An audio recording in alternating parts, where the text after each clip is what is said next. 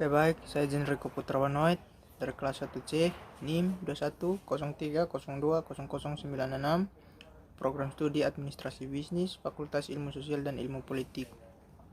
Hari ini saya akan mereview sebuah buku yang berjudul Sosiologi Suatu Pengantar yang ditulis oleh Sorjono Soekanto.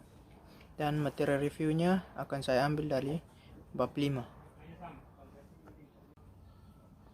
Bab kelima buku ini berbicara tentang lembaga kemasyarakatan. Lembaga kemasyarakatan sendiri adalah himpunan norma-norma dan dari segala tindakan yang berkisar pada suatu kebutuhan pokok di dalam kehidupan masyarakat.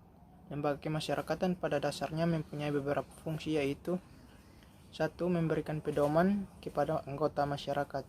Yang kedua, menjaga keutuhan masyarakat yang bersangkutan. Yang ketiga, memberikan pegangan kepada masyarakat untuk mengadakan sistem pengendalian sosial. Proses pertumbuhan lembaga kemasyarakatan. Pada bagian ini ada beberapa hal yang akan dibahas, yaitu yang pertama, norma-norma masyarakat. Dalam norma-norma yang ada dalam masyarakat terbentuk secara tidak sengaja, namun lama-kelamaan norma tersebut dibuat secara sadar. Norma yang ada dalam masyarakat mempunyai kekuatan yang mengikat yang berbeda-beda. Untuk dapat membedakan kekuatan mengikat norma tersebut, secara sosiologi dikenal adanya 4 pengertian, yaitu 1. Cara atau usage, menunjukkan pada suatu bentuk perbuatan yang lebih menonjol di dalam hubungan antara individu dalam masyarakat. Yang kedua, kebiasaan, perbuatan yang dilakukan berulang-ulang yang mempunyai kekuatan yang mengikat yang lebih besar daripada cara. Yang ketiga, tata kelakuan, mores, merupakan kebiasaan yang dianggap sebagai cara berperilaku dan diterima norma-norma pengatur. Yang keempat, adat istiadat, kostum, tata kelakuan yang kekal serta kekuatan integrasi dengan pola perilaku masyarakat. Bila adat istiadat dilanggar, maka sanksinya berwujud suatu penderitaan bagi pelanggannya dalam rangka pembentukannya sebagai lembaga kemasyarakatan. Norma-norma tersebut mengalami beberapa proses, yaitu A. Proses pelembangan, yakni suatu proses yang dilewati oleh sesuatu norma kemasyarakatan yang baru untuk menjadi bagian dari salah satu lembaga kemasyarakatan. B. Norma-norma yang internalisasi, artinya adalah bahwa proses norma-norma kemasyarakatan tidak hanya berhenti sampai pelembagaan saja, tetapi memungkinkan norma tersebut sampai mendarah daging dalam anggota-anggota masyarakat. Suatu norma-norma tertentu dikatakan melembaga apabila norma tersebut diketahui, dipahami atau dimengerti, ditaati dan dihargai. Bagian yang kedua, sistem pengendalian sosial, social control. Sistem pengendalian yang merupakan segala sistem maupun proses yang dijalankan oleh masyarakat selalu disesuaikan dengan nilai-nilai dan kaidah-kaidah yang berlaku dalam masyarakat. Pengendalian sosial dapat bersifat A.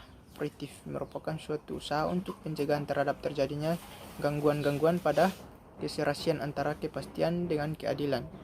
B. Represif, merupakan usaha yang bertujuan untuk mengembalikan keserasian yang pernah mengalami gangguan.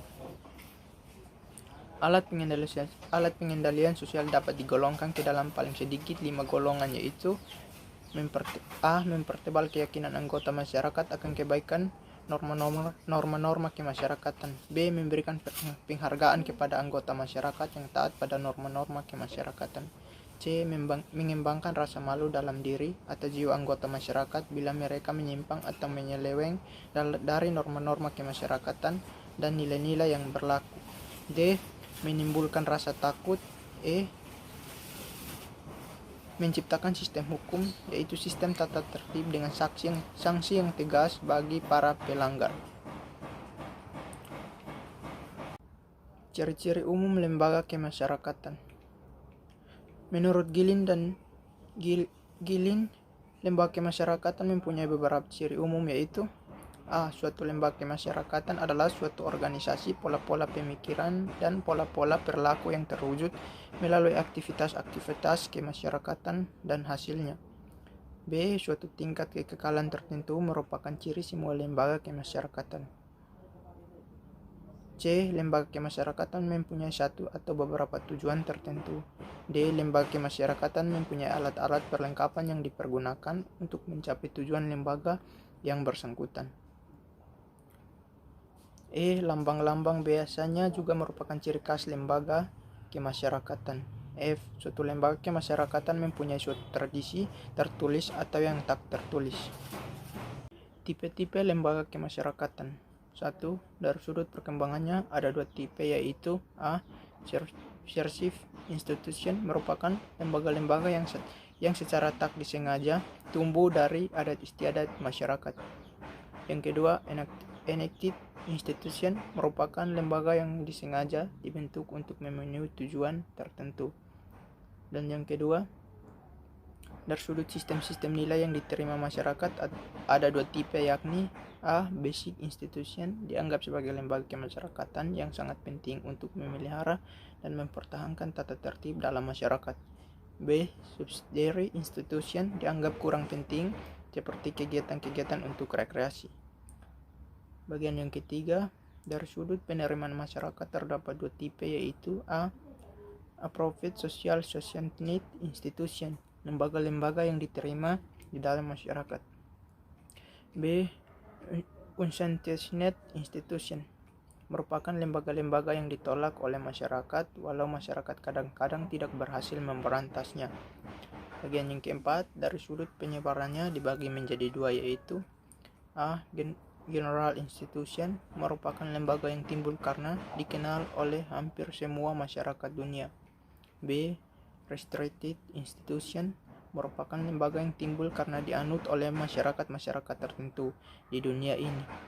Yang kelima atau bagian yang kelima, dari sudut fungsinya terdapat 2 tipe, yakni A. Operative institution, lembaga yang berfungsi untuk menghimpun pola-pola atau tata cara yang diperlukan untuk mencapai tujuan lembaga yang bersangkutan.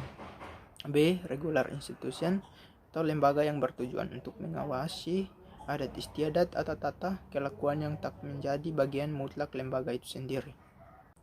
Cara-cara mempelajari lembaga kemasyarakatan.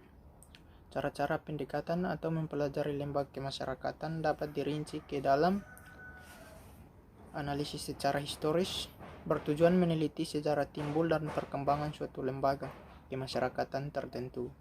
Ada juga analisis kooperatif, bertujuan menelaah suatu lembaga kemasyarakatan tertentu dalam berbagai masyarakat berlainan ataupun berbagai lapisan sosial masyarakat tersebut. Ada pula analisis fungsional yang bertujuan menyelidiki dengan jalan menganalisis hubungan antara lembaga-lembaga tersebut di dalam suatu masyarakat tertentu. Yang terakhir, conformity dan deviation. Masalah erat yang hubungannya dengan pengendalian sosial adalah conformity dan deviation.